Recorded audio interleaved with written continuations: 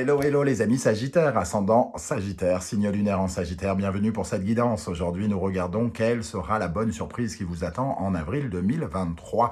Alors bien sûr, ça peut parler à certains Sagittaires dès à présent et parler à d'autres un peu plus tard dans le mois d'avril, donc n'hésitez pas à revenir sur ce tirage si toutefois ça ne vous parlait pas dès à présent. Je vous recommande, quoi qu'il en soit, de regarder la vidéo de votre signe ascendant et de votre signe lunaire pour avoir des compléments d'information ou recevoir un autre message qui vous parlera peut-être d'autant plus. Je vous rappelle que c'est un tirage général qui ne va pas parler à tous les Sagittaires de la même façon. Vous ne vivez pas tous la même chose en même temps. Vous ne prenez pas votre douche le même jour et à la même heure. Il n'y a aucune raison que ça vous parle exactement de la même façon. Prenez uniquement les messages qui vous parlent et uniquement cela. Et n'hésitez pas à adapter mon vocabulaire à votre situation. Dans la barre d'infos juste en dessous, vous trouverez mon adresse email si vous désirez des renseignements pour les tirages personnalisés. Vous trouverez également différents liens qui vous mèneront vers les guidances que j'ai effectuées pour votre signe récemment, comme par exemple la guidance professionnelle de Mars et la guidance sentimentale de Mars. Voilà, on va pouvoir commencer. N'oubliez pas de liker cette vidéo, de partager, de vous abonner. Si ce n'est pas déjà fait, évidemment, et de me faire un petit coucou, pourquoi pas, ou un petit émoticône en commentaire pour me dire que vous êtes passé par ici, si vous ne voulez pas trop dévoiler votre vie sur YouTube. Je vous en remercie. Allez, cette bonne surprise d'avril, le fou et la lune. Le fou nous dit que vous partez, vous fuyez peut-être une situation confuse ici avec la lune, quelque chose qui vous est un peu inconnu. Hein. La Lune laisse planer l'imagination, et quand l'imagination n'est pas là, eh bien, on a peut-être des ressentis ou quelque chose comme ça. En tout cas, c'est votre imagination à vous qui travaille actuellement. Et il y a quelque chose ici qu'on essaye peut-être de fuir. Hein. On sent peut-être quelque chose se passer ici avec la Lune, d'un peu mystérieux, d'un peu... et on prend un peu la poudre d'escampette, j'ai l'impression, avec ce fou. Parce que finalement, on sent qu'il y a peut-être une sorte de risque ou qu'on est en train de faire quelque chose qui ne nous convient peut-être pas. La Lune a une dimension un peu psychologique aussi, alors peut-être qu'on essaye de fuir certaines choses ici, un peu psychologiques, un peu sombres, une part qui n'est pas... oui, sur des choses qui ne sont pas totalement connues. Il y a un trouble, hein, quelque chose qui peut être évoqué avec cette lune.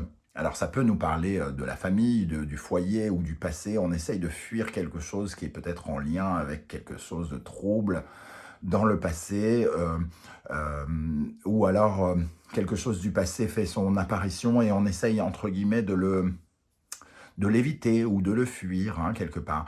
Le fou, c'est celui qui repart en avant, hein, qui repart vers de nouveaux horizons, et il semble qu'il y ait déjà une notion d'inconnu avec ce fou, et il y en a encore plus avec cette lune.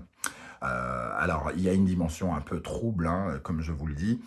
C'est pour ça qu'il faut quand même prendre les messages avec beaucoup de discernement. Les bonnes nouvelles ne sont pas toujours très bonnes, et parfois elles cachent des choses un peu subtiles. Hein. Et ici, il peut y avoir quelque chose qu'on essaye d'éviter, et c'est préférable pour vous quelque part, hein, puisque c'est une bonne nouvelle. Alors, on va essayer évidemment d'en savoir plus, notamment avec le tarot Symbolon. Ici, on a l'énergie du lion et du scorpion, du soleil et de Pluton. On voit une renaissance, hein, quelque part. Il y a ici la notion justement un petit peu de ce fou, hein, de partir vers de nouvelles aventures. Ici, on a un magicien qui est en train de créer une nouvelle version de lui-même, quelque part. Il a compris quelque chose sur lui-même, et il essaye finalement de créer une meilleure version de lui-même en transformant quelque chose dans sa vie. Hein. On a la dimension du scorpion, de Pluton. C'est une certaine forme de régénération, et il peut y avoir une dimension un petit peu aussi psychologique ici avec ce scorpion et Pluton. Donc peut-être qu'il y a des compréhensions par rapport à des modes de fonctionnement, peut-être même de l'enfance, ou des fonctionnements familiaux ici, qui sont ancrés dans votre passé, dans votre histoire. Et ici, avec l'énergie du lion et du soleil, on comprend des choses, hein, on comprend des choses. Il peut y avoir une dimension liée à vos enfants pour certains, hein, puisqu'on a la lune ici qui parle de la famille, et ici le lion nous parlerait peut-être des enfants. Il y a quelque chose qui peut se transformer ici. Alors peut-être que, par exemple, vous avez un de vos enfants qui est en train de quitter le foyer, et il y a une dimension ici où on essaye d'avancer, entre guillemets, sur le plan psychologique pour transformer quelque chose et appréhender les choses d'une façon nouvelle. Avec cette énergie, nous avons Vierge et Mercure ici, hein, qui nous parle alors soit de l'énergie de votre quotidien, hein, il y a quelque chose dans votre quotidien ou peut-être dans votre professionnel, vous fuyez peut-être une zone d'ombre où vous essayez d'éviter quelque chose que vous ressentez, un obstacle ici, peut-être que vous pressentez, que vous imaginez, et vous essayez de chercher de nouvelles solutions ici, hein, en essayant de faire sortir une nouvelle version de vous-même. C'est aussi une façon de guérir une situation, de trouver des nouvelles solutions peut-être par rapport à votre vie professionnelle pour certains ou pour votre santé. Vous sentez qu'il faut corriger certaines choses, peut-être un peu psychologiques ici, pour justement guérir. Donc pour moi, il y a quelque chose quand même d'un peu profond ici qui pourrait être amené à changer. Le changement est beaucoup moins, comment dire, est plus subtil que de dire que la bonne nouvelle, c'est gagner au loto, par exemple, hein. Ici, la bonne nouvelle, c'est que finalement, vous guérissez une part d'ombre en vous, quelque chose qui est peut-être en lien avec votre parcours, votre histoire, votre passé, votre famille, hein, ici, et vous parvenez à trouver de nouvelles solutions. Alors, voyez comment ça peut vous parler, hein, évidemment, là, il y a différentes interprétations. Je vais essayer d'en donner d'autres avec les autres énergies. Avec l'oracle de l'ultime vérité, nous avons l'amitié ici, l'inconscience et la rivale. Alors, on sent ici, finalement, on sent deux atmosphères qui entourent cette inconscience. Une certaine forme de douceur ici, avec l'amitié, et avec la rivale, un peu plus d'animosité, comme si on trouvait une énergie un peu plus guerrière, hein, pour affronter quelque chose. Alors, ça ne nous parle pas forcément d'une rivale en soi, hein, évidemment, tout le monde n'a pas une ennemie en ce moment, et c'est tout ce que je vous souhaite. Mais on sent peut-être un changement d'attitude ici. Et ce fou, il s'aventure dans peut-être une nouvelle façon de faire, où tout à coup, il est un petit peu plus impliqué, un peu plus hargneux, un peu plus sauvage, un peu plus à l'attaque, hein. Cette inconscience, ça nous fait penser à ce fou, hein, qui est lui aussi inconscient. On le voit au bord d'une falaise, un peu comme cette jeune femme. Et ici, peut-être que vous êtes arrivé au bout de quelque chose, au bout d'un chemin, et qu'il va falloir vous lancer dans une nouvelle façon de faire. Et cette nouvelle façon de faire pourrait être justement d'être un peu plus hargneux, de peut-être moins se laisser faire. Ici, avec la carte de l'amitié, c'est faire confiance, et ici, être peut-être un peu plus méfiant, ressentir ces énergies ici un peu troubles. On ressent quelque chose qui fait que peut-être on avait un peu trop confiance en quelque chose, et on est peut-être soit un peu plus prudent, ou en tout cas un peu plus méfiant. Alors, quels sont les animaux totems qui vous accompagneront? Il y a deux cartes qui sont tombées. Nous avons le papillon de nuit qui nous parle d'une métamorphose très profonde, hein, qui nous rallie avec ce scorpion Pluton ici, quelque chose qui est à même de se transformer dans la profondeur, donc peut-être justement psychologique ici, hein. Il y a quelque chose qui change en vous pour vous offrir une nouvelle version plus positive. Alors peut-être que ce positif représenté ici un peu par la rivale, c'est justement d'être peut-être un peu plus combattant, un peu moins confiant en certaines forces autour de vous et, et d'être plus, comment dire, prêt à agir quelque part. Un peu plus de... retrouver peut-être une certaine forme de confiance en vous avec cette transformation très profonde. On a le vautour qui nous parle d'une fin aussi, hein, de terminer quelque chose, de clôturer quelque chose. Ces deux cartes nous parlent d'une certaine manière de mort et de renaissance. Hein. Il y a quelque chose à nettoyer profondément et à clôturer profondément à l'intérieur de vous. Le vautour, c'est aussi la purification. C'est celui qui mange les cadavres, mais aussi pour éviter certaines maladies de se développer, comme le choléra ou des choses comme ça, puisque finalement, la décomposition des corps peuvent laisser des bactéries qui pourrissent notre environnement, et ce vautour vient purifier les choses. Donc il y a quelque chose que vous venez purifier ici en optant pour une nouvelle attitude et en révolutionnant quelque chose. Hein. On bifurque quelque part avec ce fou. On prend une sorte de risque par rapport à une attitude qu'on avait précédemment. Alors, avec le Wandering Tarot, nous avons la roue de fortune qui nous parle, elle aussi, d'un changement. Hein. Un changement, la roue de fortune est ralliée finalement au commencement de quelque chose. Alors, des circonstances ici qui peuvent vous amener effectivement à avoir une autre attitude parce que peut-être on pressent des choses, on ressent des choses, on a une sorte d'intuition, d'imagination fertile ici qui nous permet soit de sentir un piège autour de nous ou quelque chose, en tout cas, qui nous enferme dans un ancien fonctionnement, peut-être. Alors, avec cette roue de fortune, nous avons la reine de denier, le 6 de denier, le 9 d'épée, le cavalier d'épée, le 5 de denier, le roi de denier, le 9 de bâton, le valet de coupe.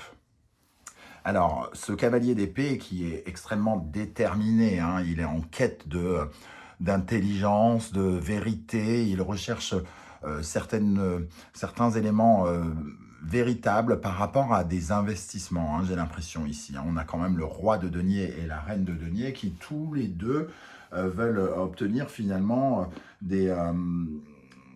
comment on pourrait dire, qui veulent faire fructifier quelque chose, fructifier quelque chose de concret. On essaye de faire fructifier quelque chose de concret, mais peut-être qu'on ressent ici quelque chose de trouble qui nous invite ici à changer d'attitude par rapport à notre façon de nous investir dans quelque chose. Alors, une relation, de nous investir professionnellement, de nous investir financièrement, on ressent quelque chose. Ici, avec ce 6 de denier, peut-être que ça a un rapport avec ce qui nous est donné par rapport à ce que nous avons nous-mêmes donné, hein, le donner et recevoir. Il y a peut-être un partage qui n'est peut-être pas totalement équilibré et qui fait qu'on est obligé de revoir notre façon de nous investir. On change quelque chose ici. On change quelque chose ici parce que avec ce 5 de denier, finalement, on est obligé de... peut-être, on se sent un peu appauvri par quelque chose et ça nous demande finalement de peut-être de faire peut-être à ce point, hein, de faire le deuil de quelque chose et de changer d'attitude, de se préserver, de se défendre, de se méfier.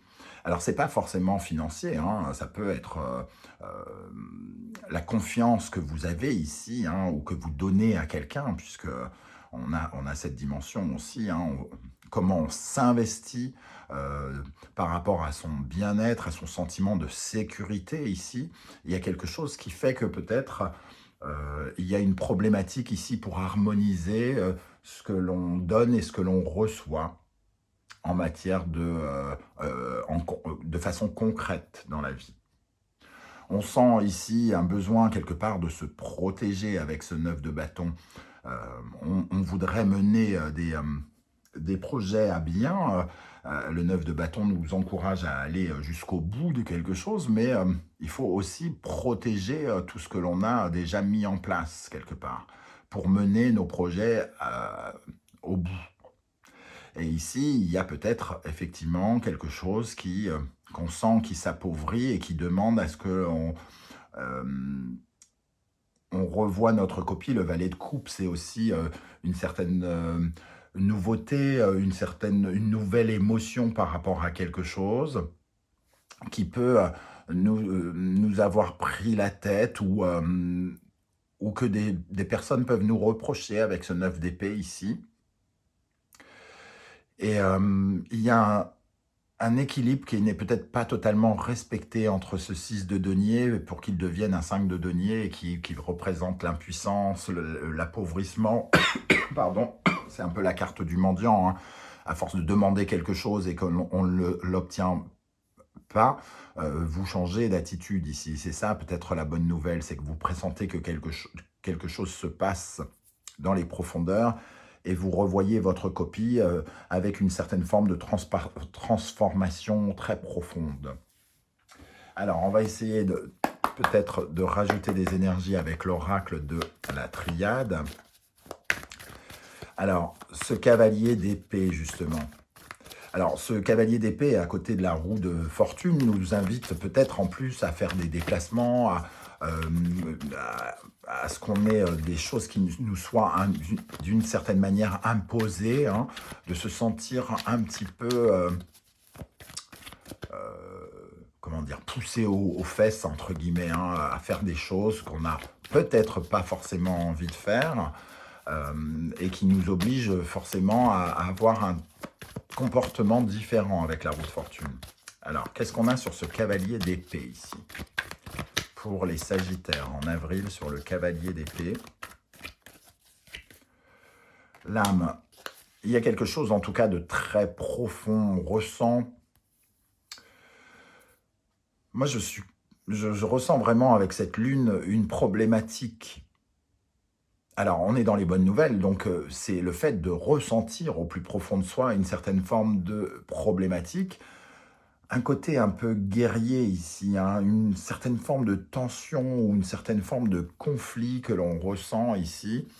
Peut-être le sentiment justement d'être sur le point de faire une erreur et qui fait qu'on transforme quelque chose avant de commettre l'irréparable ou de commettre une erreur. Qu'est-ce qu'on a avec la roue de fortune pour les Sagittaires en avril, sur la roue de fortune? Qu'est-ce qu'on transforme? Qu'est-ce qui vient changer ici pour les Sagittaires? La naissance, bon, qu'est-ce qui vient à changer? La naissance et la porte surtout. On trouve de nouvelles solutions à nos problématiques ici par rapport à à ce que l'on investit, à notre façon de nous investir dans quelque chose.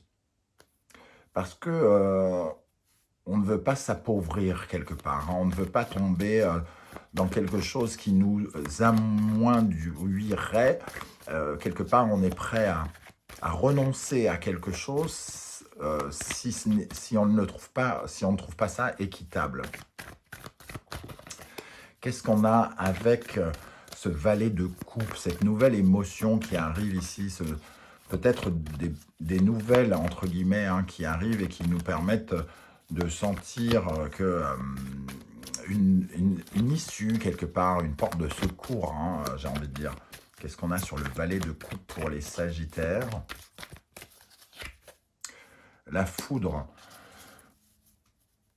Alors, pour moi, c'est une certaine forme de surprise. Hein. La foudre, ici, il y a comme une nouvelle qui arrive, hein, qui rapporte de l'équité, de la justesse, de la justice. On retrouve le caducée de la justice ici. Hein.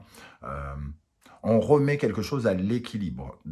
Quelque chose se remet à l'équilibre de façon un peu inattendue pour moi. Et c'est aussi ce qui vient transformer la donne et qui fait qu'il y a une remise en question assez très intérieure, très profonde qui arrive pour vous. Qu'est-ce qu'on a avec ce sentiment d'impuissance du 5 de denier ce deuil peut-être que l'on doit faire par rapport à quelque chose. De quoi parle-t-on ici avec le 5 de denier pour les Sagittaires? La mort, hein, donc effectivement de passer à autre chose, de faire le deuil sur le fait de peut-être de ne plus avoir confiance en quelque chose, de sentir que quelque chose soit nous échappe, soit ne donnera rien. Qu'est-ce qu'on a sur le 5 de denier et la mort? L'adversaire, de sentir peut-être qu'on est justement dans une certaine forme de rivalité ici, qu'on n'est pas uniquement... peut-être qu'on a fait extrêmement confiance en quelqu'un ici, hein, et que finalement, il s'avère que cette personne n'est peut-être pas à considérer comme une amie. Alors j'exagère sur les mots, peut-être que vous ne considérez pas cette personne comme une amie ou comme un ami, mais comme quelqu'un en qui vous faisiez confiance. Et il s'avère que vous réalisez peut-être que justement, il y a quelque chose de trouble ici et vous fuyez. C'est ça la bonne nouvelle, c'est que quelque part, vous allez très probablement soit éviter des problématiques, éviter quelque chose qui se cache, hein, comme si vous aviez un ressenti, un bon ressenti, une bonne intuition ici à écouter. Voilà les amis Sagittaires, comment je ressens ce tirage. Je ne sais pas de comment il va vous parler, s'il va vous parler. N'hésitez pas justement à commenter en dessous de la vidéo pour me dire comment ça vous a parlé ou si ça ne vous a pas parlé.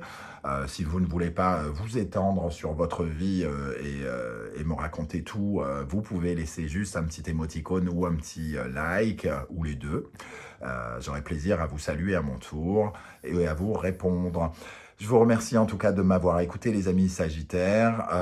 Je vous proposerai très bientôt une guidance 100% générale, on va dire, hein, pour le mois d'avril. Et je vais essayer de vous proposer aussi une guidance pour la saison du printemps. Si j'ai le temps, je vais essayer.